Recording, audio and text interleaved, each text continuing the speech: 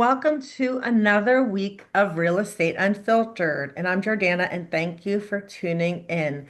Um, I have to say, if you guys are enjoying summer as much as I am here in Pittsburgh, it is just amazing. And the great news is, technically, summer hasn't even started. So this is just really great. So I hope everybody's having a great time. And I know I am. But,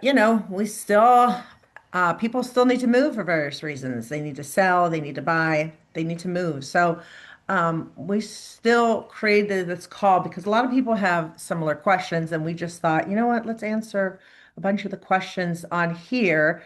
And this way, they're available. And of course, you're always welcome to reach out and call me or email or text. And I am really not judgmental, just so you know. So don't ever be embarrassed of a situation. I've seen a lot of situations. I've been in a lot of situations. So I'm just here to help you. Okay.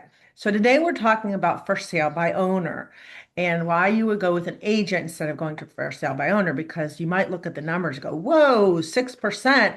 That's a lot. Even though attorneys, when they win your lawsuit, take 33%, because most people don't think too much about the 33% that the attorneys take because they think I wouldn't get any money if it wasn't for them. So, yeah, if you think, oh, this lawsuit is $1 million lawsuit, I can't believe they're gonna make 33%. But would you put that lawsuit on your own? Would you be able to do it? Would you do it? Would you have the time? Would you have the expertise the lawyer did? I know I wouldn't.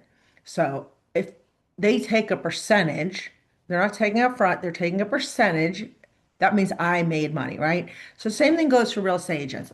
I only make money if you make money. So you're not making money, I'm not making money.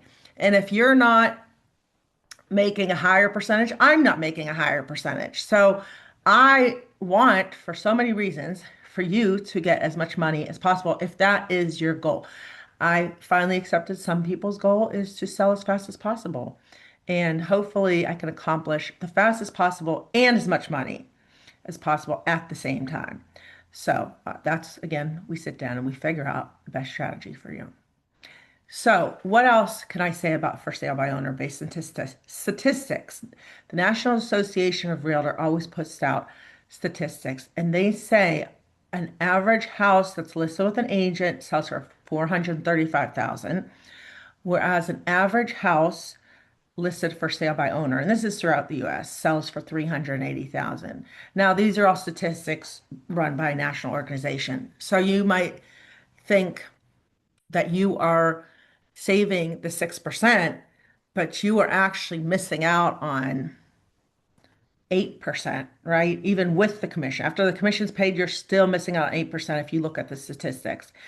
And why is that? The best, I use a lot of analogies and stories. And one of the analogies I like using is I had a client once who was a doctor, he was a surgery resident, and he was talking about putting his own roof on. And I thought, geez, you put your own roof on and you hit your hand with a nail, or God for anything you can do, let's face it, then what happens to your career? I mean, granted, maybe you have insurance, and your hand injured, then or you're injured. I've seen all kind of things with roofing that people don't even consider, which is the same thing with real estate. We say, oh, just go up there and put a roof on. And you're not considering all being up on the heat, on the slope. Some people who are really good at what they do, they make it look really easy. Oh, I can do that and I can save $7,000. Go ahead and try, okay? Go ahead and try if you so choose to. The whole purpose of money is it is a bartering tool, okay? What do I mean by that? Is that back in the day when people were at, you might have been at,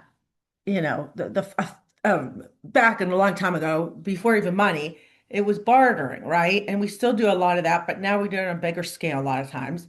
So let's just say you saw apples and I fix roofs. I give you the apples and you give roofs. Well, if we did that just like that, it would be really hard because there's so many things I might want to do and someone else doesn't want to do. So we're, a free market, especially with capitalism. You can do whatever you want and you can buy whatever you want and use that money how you so choose. But again, I'm going back to the analogy of the doctor. Would you rather take that risk? And if so, how much money will you lose by not being a doctor or by not studying for your MCATs or what have you while you're busy putting the roof on? So we have to think about a lot of that stuff.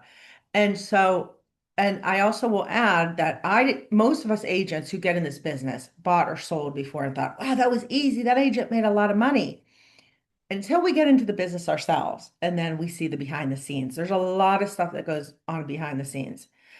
Now, one other statistic is typically for sale by owners after about 4 weeks. Now, if you could sell your house right away and you got everything you wanted for sale by owner, great. Congratulations. I do not, I think it's great. I've done things myself. There's all kind of things everybody likes to do themselves, and that's fine. But um, well, first of all, I do want to add also that usually when people do for sale by owners, the buyer still comes with an agent. So you're still paying 3%. So you're not paying six, but you're paying three. So you're not being represented.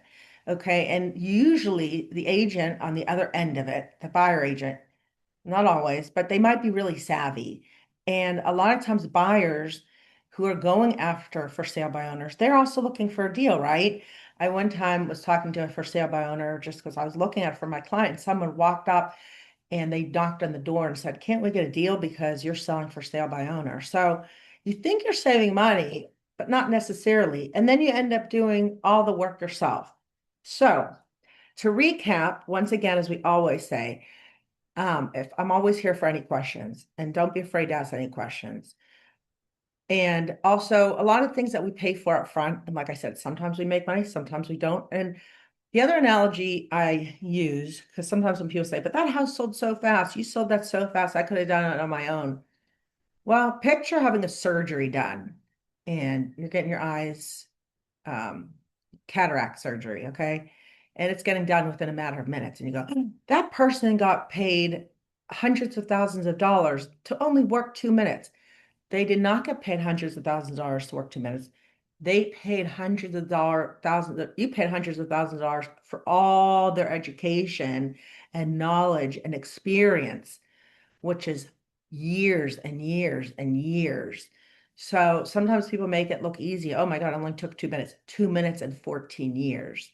So let's all consider that too, or 50 years, or whatever number of years these people are working at it. So also, would you rather someone be an amateur and spend 5 hours working on your eyes to fix them, or have it done right the first time in 2 to 3 minutes? Mia, do we have any questions? Yeah, we have one question. Okay. For sellers, like for sellers who think an agent's jobs look easy, what are Hmm. some examples of experience or judgment calls that can make a huge difference in the outcome? Ooh, that's really good.